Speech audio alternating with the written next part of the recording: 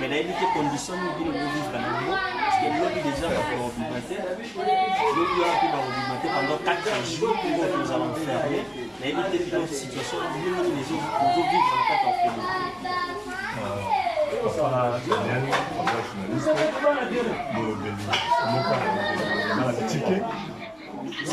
situation ah oui, ça passe à donc on a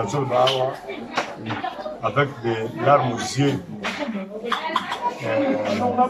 Même les parents ont eu besoin de 2, 3, 4, 5, 6, 7. On dit on est plus de 80 enfants. Ça passe. La Sengi Nanzila, d'une télévision, la mission, c'est ma part. En tout cas, je vais vous dire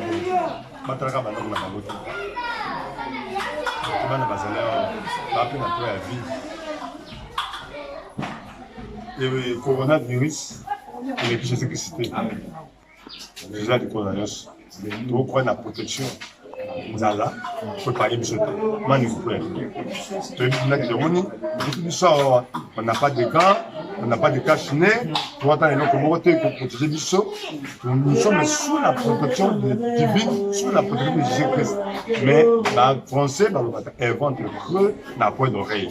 Si les parents peuvent penser, même à la colère, tant qu'on a 4 jours, parce que déjà 2 semaines à déjà, on est enfermé, on a une violence tellement que ça l'a cas. Vous le mettez dans le voyez, le mettez dans le vous avez eu mort. Mais si vous avez tout le vous voyez qui voyez, vous avez ceux qui battent, Sunaka, Bisso, Angela, la ministre de la télévision, Mandela, il y a l'émission d'ailleurs, en tout cas, aujourd'hui, c'est la grave. Surtout pour les Europe, presque, on va enfermer. Donc, Maï, ah ouais, ça va il y a un collègue, il y a un collègue, ma fille a mis quel effet, pour ma tête, il y en a 5 000 parents, ma Kondiamboka, Bana Congo, Bana Kin, Bana Braza, Bana Poto, en tout cas, dans ce pays, c'est ma part. Vous allez soutenir la venue bon, le numéro c'est parlé, la commune à Séléma, la Sana. En tout cas, on fait la bino bazar, avec la bino bazar. En tout cas, tous les balobis d'Abango, il y a un autre pays d'Abango, attends, il y a un collègue, il y a un il y a un autre d'Abango, mercredi, jeudi, vendredi, il y a un autre baniment de choses à afficher. Il y a un autre fois dernier, les bika, et le fond, pour le commun bien. Et alors, où il y a eu mon cas dans la poche, il y a un autre là-bas. Donc, c'est même une littérature, une voiture. En tout cas, ce que je vais donner les bika 10 dans le film. En tout cas, je vais vous souhaiter merci beaucoup, Pali. Merci beaucoup, mesdames et messieurs. On a un moyen qui est sectoraire. Tout le monde a la masse à la biso. La manière dont on peut vivre, nous qui papa ou Tikoloba.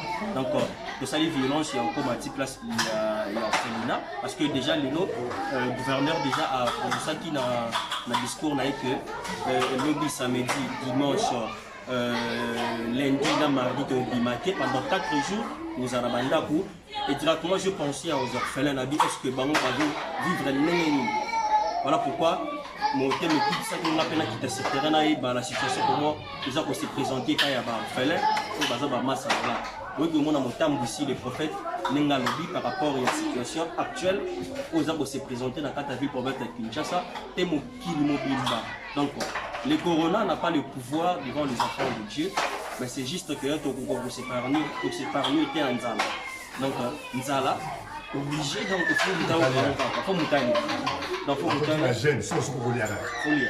Voilà, donc on a dans l'histoire, la première des parcours et ça, merci beaucoup, papa José. Et là, il dit que c'est bien baptisé. Il dit qu'on a baptisé. On a baptisé. On a baptisé. On a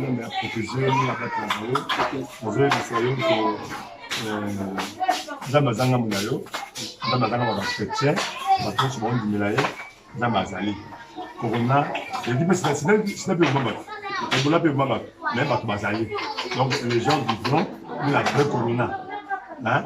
Et puis vous venez, le Congolais, vous avez protégé ma Congolais, à protéger ma partenaire sur ma 4 points au monde, à 5 continents, tous les partenaires, il y a 10 000 télévisions, à protéger ma partenaire sur ma part, à protéger ma population congolaise, africaine, européenne, ce qui est vivant et surtout ce qui espère en lui. Protection de Guinée Nabino, que Dieu vous bénisse. Merci beaucoup, papa. Merci beaucoup. Merci beaucoup, mesdames et messieurs. Donc, nous n'entendons pas la famille de Merci. Yo! Est-ce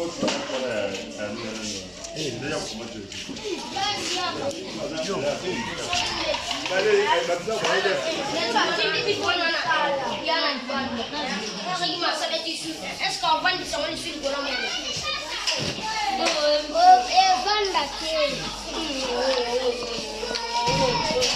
Papa, Yana, Mwana Alibana, so I bet you should ask our my town is in Guamano.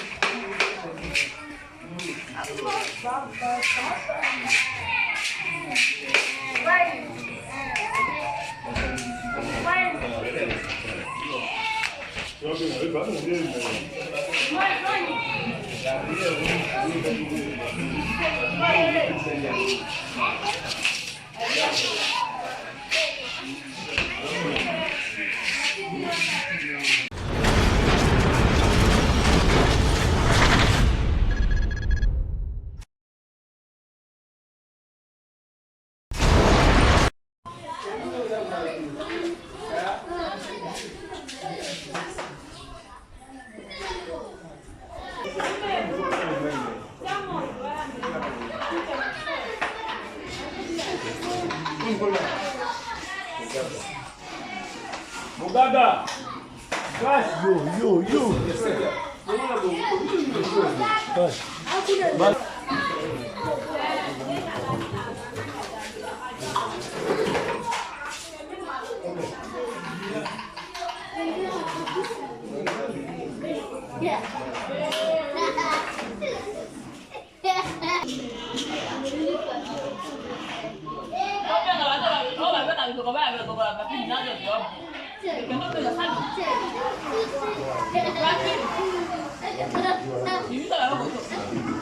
Thank you.